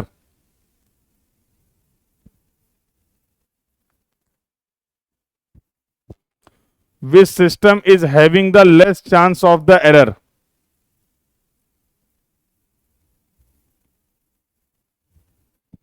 आप ही बताओ, सोच के आप ही बताओ ना। डब्ल्यूसीबी के बाद क्वेश्चन मार्क का क्या मतलब है? बिल्कुल सही बात है। डब्ल्यूसीबी सिस्टम क्या है, कंपैरेटिवली समझने में आसान है। क्यों? ऐसा क्यों? क्योंकि डब्ल्यूसीबी सिस्टम में डायरेक्शन फिक्स है। जो एंगल हम मेजर कर रहे हैं वो कहां से मेजर कर रहे हैं? नॉर्थ हमेशा फिक्स है, क्लॉकवाइज हमेशा फिक्स है। केवल एंगल की हेल्प से, केवल एंगल की हेल्प से मैं उस लाइन को लोकेट कर सकता हूं। कंपैरेटिवली यही काम करने में मुझे थोड़ी सी प्रॉब्लम होगी अगर मैं डब्ल्यूसीबी सिस्टम को फॉलो कर रहा हूं। मानते हो कि नहीं? तो जनरली हम ये प्रैक्टिस करते हैं, जैसे क्वेश्चंस वगैरह सॉल्व करेंगे तो हम सभी डब्ल्यूसीबी सिस्टम में अपने क्वेश्चंस को सॉल्व करते हैं। तो कई बार एग्जाम में क्या होता है कि क्वेश्चन आपको दिया गया है और उसमें जो डेटा उन्होंने प्रोवाइड किया है वो डेटा आपको डब्ल्यूसीबी सिस्टम में ना प्रोवाइड करके डेटा आपको आरबी और क्यूबी सिस्टम में प्रोवाइड कर देंगे। तो जब आप किसी भी प्रॉब्लम को आरबी और क्यूबी सिस्टम में डील करते हैं तो थोड़ा सा चांसेस ऑफ एरर क्या है, ज्यादा है। तो यहां पर मेरा एक इंपॉर्टेंट सजेशन आप सभी के लिए कि ठीक है, सवाल में हो सकता है कि उन्होंने आपको डेटा आरबी और क्यूबी सिस्टम में दिया हो, बट हम बहुत इजीली उस आरबी और क्यूबी के डेटा को डब्ल्यूसीबी सिस्टम में कन्वर्ट कर सकते हैं। तो it will be always better कि हम सभी प्रॉब्लम को डब्ल्यूसीबी सिस्टम में सॉल्व करें। आंसर आपसे अगर आरबी सिस्टम में पूछा गया है तो जो भी हमारा फाइनल आंसर आ रहा होगा हम उसको लास्ट में फिर से कन्वर्ट कर देंगे आरबी और क्यूबी सिस्टम में। ऐसा करने से क्या होगा, चांसेस ऑफ एरर जो है, मिस्टेक के चांस हैं, वो कम हो जाएंगे। सिस्टम दोनों ही सही हैं, रिप्रेजेंटेशन दोनों ही सही हैं, दोनों ही तरीके से आप बियरिंग को डेजिग्नेट कर सकते हैं, रिप्रेजेंट कर सकते हैं, उसमें कहीं पे भी कोई भी प्रॉब्लम नहीं है। बट इंपॉर्टेंट ये कि हमें ये देखना है कि किस सिस्टम के साथ वर्किंग हमारे लिए इजी है, एरर के चांसेस कम है, हम उस सिस्टम को फॉलो कर लेंगे। ये बात सभी को क्लियर हो गई? तो when we will see the numerical problem related to the compass surveying, always we will try to deal the problem in the WCB system, no matter they can provide you the data in the RB or QB system very quickly, very easily. We can convert all the readings from RB or QB system to the WCB system and we can solve the entire problem, and if it is required we can finally report our answer in RB or QB system. तो ऐसा कोई rule नहीं है, but एक practice है। अपने experience के basis पे मैं आपको सजेस्ट कर सकता हूं कि अगर आप इस प्रैक्टिस को फॉलो करेंगे तो कहीं ना कहीं एरर के चांसेस क्या होंगे, कम हो जाएंगे। क्लियर हो गई ये बात सभी को? ये बात सभी को क्लियर हो गई, यस और नो?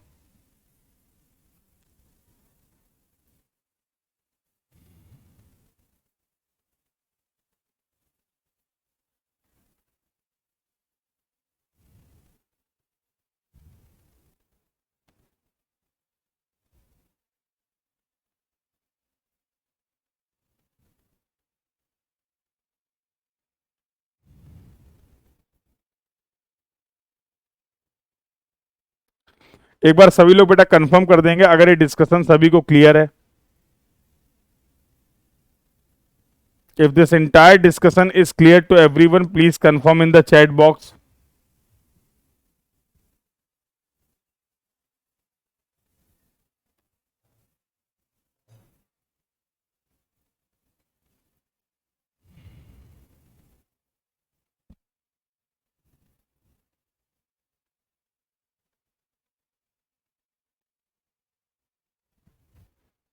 अरे कंफर्म कर दो, ये बात समझ में आ गई जो मैंने प्रैक्टिस बताई आपको, जो चीज़ हम लोग फॉलो करने वाले हैं, क्यों करने वाले हैं, क्या उसका लॉजिक है, क्यों हम डब्ल्यूसीबी में ही क्वेश्चन को सॉल्व करना प्रेफर करेंगे, ये बात तो क्लियर हो गई है ना? ओके तो ठीक है, लेट्स समराइज।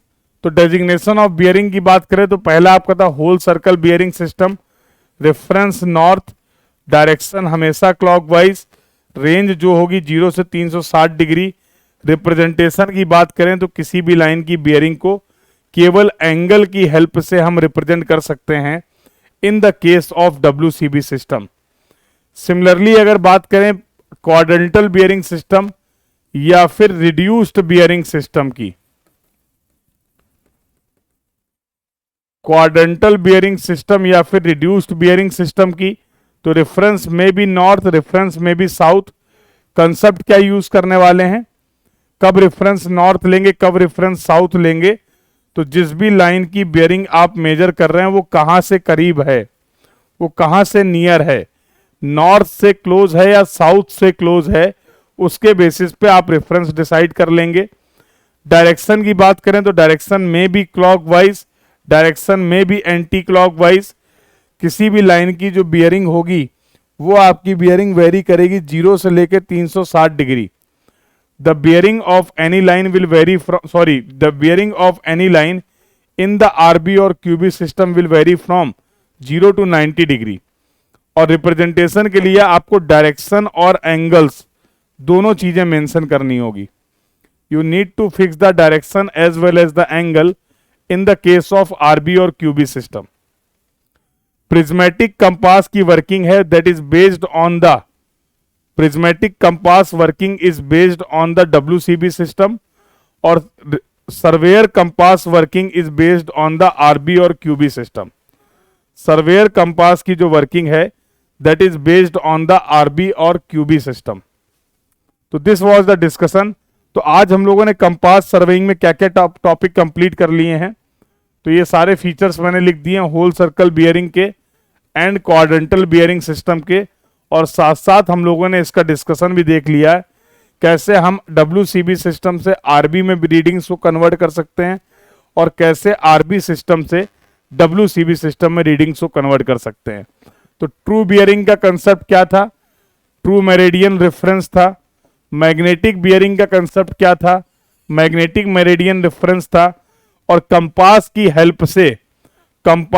हेल्प से हम हमेशा मैग्नेटिक बियरिंग्स को ही मेजर करेंगे। Always we will measure the magnetic bearing with the help of the compass. ठीक है, क्योंकि with the help of the compass we can locate the magnetic meridian. Magnetic meridian को हम लोकेट कर सकते हैं। क्लियर है भाई? तो I hope the entire discussion whatever topic we have covered in the compass surveying. Let's summarize. Basic principle देखा, measurement की हम लोगों ने बात की, then we have discussed about the reference, meridian की बात की, फिर हम लोगों ने बियरिंग्स की बात की, ट्रू बियरिंग, मैग्नेटिक बियरिंग, फिर दोनों तरीके के कंपास के बारे में डिस्कस किया, प्रिज्मेटिक कंपास के बारे में डिस्कशन किया, सर्वेयर कंपास के बारे में डिस्कशन किया, और at the last we have discussed how we can represent the bearing in the WCB system in the RB और क्यूबी सिस्टम, और फाइनली हम लोगों ने डिस्कशन किया related to the conversion of WCB to RB और RB to WCB, और इसका practical use क्या है, प्रैक्टिकल सिग्निफिकेंस क्या है, इसके बारे में भी हम लोगों ने बातचीत की। तो I want confirmation from all of you, सभी लोग कंफर्म कर देंगे ये जितने भी टॉपिक हम लोगों ने बेसिक टॉपिक पढ़े हैं कंपास सर्वेइंग के आज की क्लास में, ये सभी को क्लियर हैं। अगर किसी भी पॉइंट पे कहीं पे भी आपको कोई भी डाउट है, कोई भी क्वेरी है, तो you can ask your doubt, you can ask your query.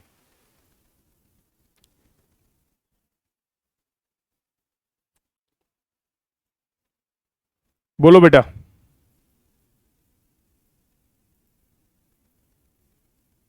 अरे किसी भी पॉइंट पे कोई भी डाउट हो, कोई भी तकलीफ हो, कोई भी क्वेरी हो तो पूछ सकते हो।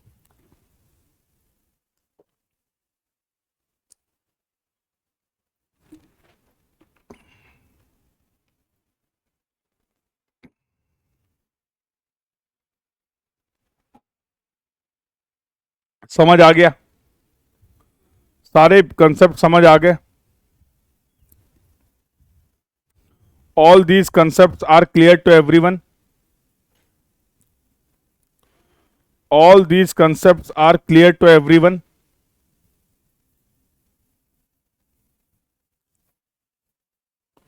बहुत बढ़िया, मजा आया कंपास सर्वेइंग में। और कंपास सर्वेइंग गेट के लिए बहुत इंपॉर्टेंट टॉपिक है। अभी हम लोग इसमें कुछ और भी टॉपिक्स के बारे में डिस्कस करने वाले हैं। अगले जो टॉपिक हमारे होने वाले हैं, थोड़ा सा उसको मैं आपको आइडिया दे देता हूं। We will talk about the magnetic declination. Magnetic declination के बारे में बात करेंगे। We will talk about the angle of dip, angle of dip या फिर एंगल ऑफ डिप्रेशन के बारे में बात करेंगे। We will talk about the angle of dip और एंगल ऑफ डिप्रेशन। इसके बाद जो सबसे इंपॉर्टेंट टॉपिक यहां पर आएगा वो आएगा मेजरमेंट इन कंपास सर्वेइंग। मेजरमेंट कैसे हम लोग कौन कौन सी बियरिंग मेजर करते हैं कंपास सर्वेइंग में। And then we will talk about the local attraction. Local attraction के बारे में बातचीत करेंगे, जो कि आपका सबसे इंपॉर्टेंट टॉपिक है कंपास सर्वेइंग के केस में। So these are the few topics जो अभी हम लोग कंप्लीट करेंगे in the case of compass surveying. So I hope the entire discussion from the today's class is clear to everyone. So अगर आप चाहें तो कंपास सर्वेइंग के कुछ क्वेश्चंस लगाना स्टार्ट कर सकते हैं, प्रैक्टिस करना स्टार्ट कर सकते हैं। और 2 चैप्टर हम लोगों ने सक्सेसफुली कंप्लीट कर लिए हैं ऑलरेडी। कौन कौन से चैप्टर कंप्लीट कर लिए हैं? Fundamental of surveying and the linear measurement. तो नेक्स्ट क्लास जो अब आपकी होगी सैटरडे को, उसके पहले आपको लीनियर मेजरमेंट और फंडामेंटल ऑफ सर्वेइंग के गेट और ईएससी के सभी प्रीवियस ईयर क्वेश्चन प्रैक्टिस करके क्लास में आना है। डू प्रैक्टिस, क्योंकि अभी जैसे जैसे आगे टॉपिक होते चले जाएंगे, चैप्टर्स होते चले जाएंगे, अगर आप उन क्वेश्चंस को प्रैक्टिस नहीं करेंगे तो लास्ट में आपके पास बहुत सारे क्वेश्चंस इकट्ठा हो जाएंगे, फिर आपको होगी दिक्कत। तो जो भी आपको क्लास में डीपीपी प्रोवाइड की जा रही, आई होप सभी को डीपीपी और डीपीपी का वीडियो सॉल्यूशन मिल रहा है। ऐप पर सभी लोग चेक कर लेंगे, डीपीपी का पीडीएफ और डीपीपी का वीडियो सॉल्यूशन सभी को मिल रहा है। उन डीपीपी को प्रैक्टिस करिए। कुछ कंसेप्ट्स हैं जो हम लोगों ने डीपीपी में भी डिस्कस किए हैं, तो do practice all the DPP. सारे कंसेप्ट्स को प्रॉपरली रिवाइज करते रहिए। जो जो टॉपिक हम लोग कंप्लीट करते जा रहे हैं उन टॉपिक्स का फ्रीक्वेंट रिवीजन भी करते रहिए। और सब बहुत इंपॉर्टेंट है, उन टॉपिक से रिलेटेड जो आपके प्रीवियस ईयर क्वेश्चन हैं, कम से कम गेट और ईएससी के ऑब्जेक्टिव प्रीवियस ईयर क्वेश्चन तो आपको डिस्कस करने ही करने हैं, सॉल्व करने ही करने, then only your confidence will boost. तो आई होप आप सभी लोग इन गाइडलाइंस को फॉलो कर रहे हैं। I hope you all are following all these guidelines. एक बार सभी लोग चैट बॉक्स में बताएंगे प्रीवियस ईयर क्वेश्चन की प्रैक्टिस आप लोगों ने स्टार्ट कर दी है, यस और no? Have you started the practice of the PYQs of your GATE and ESC, कि बस केवल क्लास अटेंड करी जा रही है? और बिल्कुल भी बेटा जो लोग भी क्लासेस मिस कर रहे हैं, किसी भी वजह से अगर कोई क्लास मिस हो गई है तो उन सभी क्लासेस को रिकॉर्डेड फॉर्म में कंप्लीट कर लीजिए। Do attend all the classes in the recorded form, कोई भी क्लास मिस मत करिए।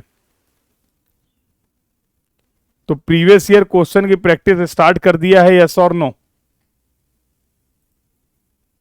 कर दी है, बहुत अच्छी बात है।